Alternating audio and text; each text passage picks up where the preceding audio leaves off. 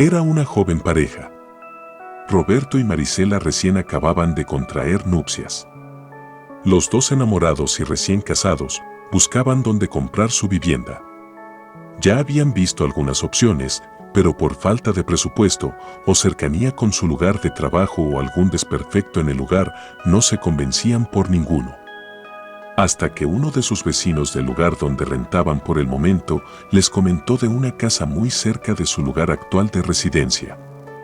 La casa era grande, hermosa, de 2 pisos, con un gran jardín en el patio trasero, en el que había un hermoso rosal, que pese al abandono y paso de los años, parecía como si alguien lo cuidase con total esmero. La casa era de un familiar del vecino que había fallecido un par de años atrás. Pero sin dar más detalles del por qué o cómo, mencionó que la había heredado y que planeaba venderla. ¿El precio? Era casi regalado, y aparte, sumando el descuento que le hizo a la joven pareja por el aprecio generado en el tiempo de vecinos. Tardó poco para que la pareja se cambiase a su nuevo hogar. En poco tiempo, la que fuese una casa abandonada ya lucía como una gran mansión.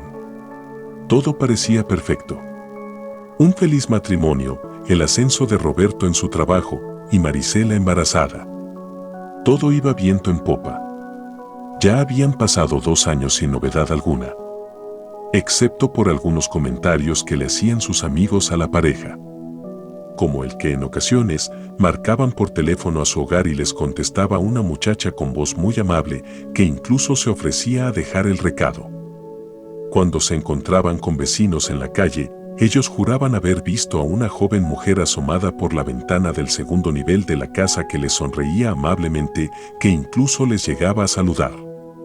Era muy raro, ya que esa ventana era la del cuarto que tenían previsto para el bebé. La pareja solo se reía de lo que les contaban, ya que eran muy escépticos y no creían en esas boberías. Incluso pensaban en no bautizar al futuro niño.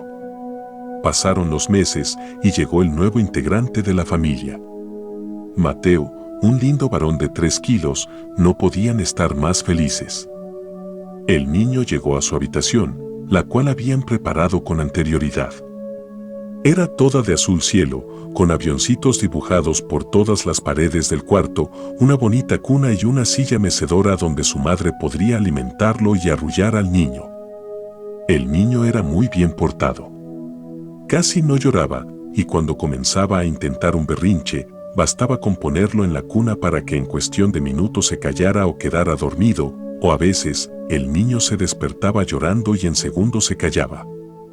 En una ocasión mientras comían, y el niño estaba en su cuna, dormido al parecer, comenzaron a escuchar sus risitas y hasta carcajaditas del infante. Al subir a ver al niño, todo quedó en silencio de repente, pero la silla mecedora se movía sin motivo aparente. Tomaron al bebé y lo bajaron con ellos a la mesa sin dar más importancia a lo sucedido. El exceso de trabajo de Roberto y el encerramiento de Marisela por cuidar al niño todo el día comenzaba a pasar la factura a la feliz familia, que comenzaban a tener problemas entre ellos. Nada grave, pero con buenos momentos de tensión al principio. Las peleas comenzaban a subir de intensidad. En una ocasión que no paraban de gritarse el uno al otro, y el niño no paraba de llorar, ya que lo traía cargando Marisela de un lado a otro mientras reñían, enojadísima, fue a la habitación del bebé a ponerlo en la cuna para salir a pelear de nuevo con Roberto. Entre sus gritos, dejaron de escuchar el llanto del niño. Fue hasta después de 1 hora que se dieron cuenta que el niño ya no lloraba, y que al contrario, había pasado del llanto a las risitas. Se vieron mutuamente y consternados. Fueron al cuarto del bebé. Al abrir la puerta, se llevarían el susto de sus vidas al ver que una mujer de apariencia joven flotaba sobre el suelo aparentemente sin pies. Cargaba al pequeño niño consolando su llanto mientras volteaba a verlos con molestia. Roberto se acercó corriendo y con miedo para arrebatarle al niño y salir corriendo del lugar. La familia al día siguiente fueron por sus cosas y decidieron salir de ahí de inmediato. Poco después, el buen vecino contaría la historia. La joven mujer que se aparecía era su prima. que al igual que Roberto y Marisela, se había casado y junto con su esposo habían comprado esa casa. Habían tenido a su bebé, pero este había fallecido por la tan letal muerte de cuna, muy común en los recién nacidos.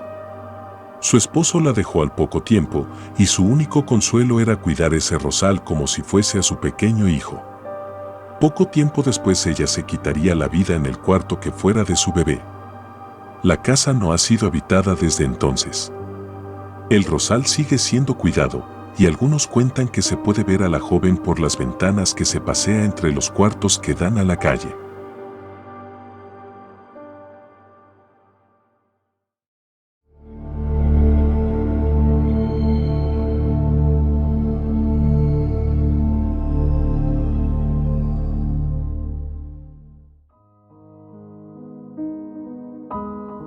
Se pensaba invertir millones en la restauración de un antiguo orfanato que permaneció abandonado más de 60 años a causa de un terrible incendio. Se pudo comprobar que aquel lugar en sus mejores tiempos tuvo una tasa mayor del 80% de niños reintegrados a un hogar, sin importar que estos hayan contado con una discapacidad o defectos de nacimiento. De igual manera, se les brindaba ahí los mejores cuidados de los médicos más prominentes y era este el concepto que querían rescatar, pues ahora funcionaría como hospital infantil gratuito para familias de escasos recursos. Se contrató un nuevo vigilante nocturno para el edificio. El número 32 en la cuenta, pues los que pasaron antes habían terminado desaparecidos, locos y muertos en circunstancias extrañas. A pesar de haber sido advertido de todo esto, Salvador aceptó el empleo y esa misma noche se encontraba dando la ronda por el lugar abandonado. En un punto de su recorrido, en el lugar donde solía estar la cocina, escuchó golpes y desesperados gritos que le hicieron correr unos metros hacia atrás. Pero recordando su deber, volvió hasta la cocina. Abrió la pesada y oxidada puerta que hizo rechinar las entrañas del edificio con una cadena de ecos que le crisparon los pelos. Quiso entrar con cautela, pero la puerta se cerró detrás de él, velozmente, empujándolo frente a un viejo horno del cual provenían los gritos y que se sacudía estrepitosamente, lanzando eructos de fuego que enrojecían la cara del extrañado hombre. Cuando se acercó para tratar de apagarlo, a través de una pequeña ventanilla de cristal, vio horrorizado que aquellos gritos pertenecían a alguien que se consumía por las llamas infernales de aquella caldera. Con toda su fuerza, y sin importar quemarse las manos, trataba de abrir la pesada puerta y liberar a quien se retorcía de dolor ahí dentro. Pero todo fue en vano. Aquella persona se quemaba ante sus ojos llenos de lágrimas y él no podía evitarlo. Vio fijamente a través del cristal, pidiendo perdón por no poder ayudar. Todos eran pequeños. Sin duda, eran gritos de niños. Como todos aquellos que alguna vez desaparecieron ocultos tras el engaño de que habían sido entregados a una buena familia. Cuando en realidad fueron quemados en aquel horno después de haber realizado terribles experimentos con ellos, y algunos otros habían terminado servidos en la cena de sus compañeros, habiendo pasado primero por las navajas de un enorme molino que aún sangraba. A la mañana siguiente, encontraron un guardia más que agregar a la lista. Muerto en la cocina, con las manos calcinadas, con una mueca de terror en su rostro cubierto por una sangre que no le pertenecía.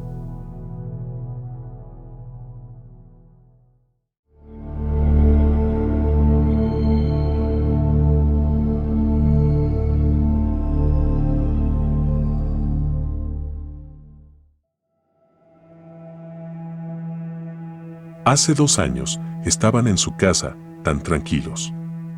María, una señora de 40 años que se había divorciado recientemente con su hijo pequeño de tan solo 8 años.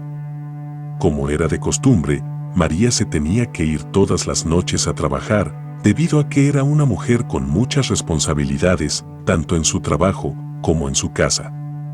Pero aquel día sería muy diferente al resto de los demás, ya que, cuando se encontraban cenando, vieron en las noticias que un asesino en serie, muy peligroso y agresivo, había escapado del centro penitenciario de la ciudad. Lo más grave de la noticia no era que este interno hubiese escapado, lo peor era que había sido visto pocas manzanas cercanas del hogar de la familia. Esto provocó la incertidumbre de María, que al irse al trabajo tenía que dejar a su hijo solo en casa. María, para prevenir desgracias, cerró las ventanas, puertas y le explicó lo siguiente a su hijo: no abras ninguna ventana ni las puertas. Aunque llevo las llaves, por si ocurre algo, yo llamaré 3 veces seguidas al timbre, o simplemente me reconocerás por la voz, y entonces sabrás que soy yo. Llegado el momento, María se fue a trabajar y dejó a su hijo solo. Este, lleno de miedo, cerró la puerta, a cal y canto, y se puso a ver la tele para relajar la mente. Al cabo de rato, el chico ya estaba dormido, cuando de pronto llaman a la puerta. El chico se despertó y aterrado se dirigió muy despacio hacia la puerta y dijo: ¿eres tu mamá? La respuesta vino con otra serie de golpes acompañados de un susurro escalofriante que decía: «Jábreme da pueta». El niño, atemorizado, huyó hacia su habitación, donde se pasó la noche llorando y esperando a que llegase su madre, hasta tal punto que se quedó dormido. Al día siguiente, cuando se levantó, se dio cuenta de que su madre no había vuelto. Y aún con miedo, se dirigió a la puerta que conducía a la salida de la casa. Se encontró a su madre con las piernas cortadas, por lo que no pudo llegar al timbre, la lengua cortada, por lo que no le pudo reconocer la voz, y totalmente ensangrentada. Desde ese día, este chico tuvo que estar hospitalizado en un psiquiátrico y no pudo dormir sin sufrir constantes pesadillas. Y si os preguntáis por qué sé esto, es porque, simplemente, soy ese niño.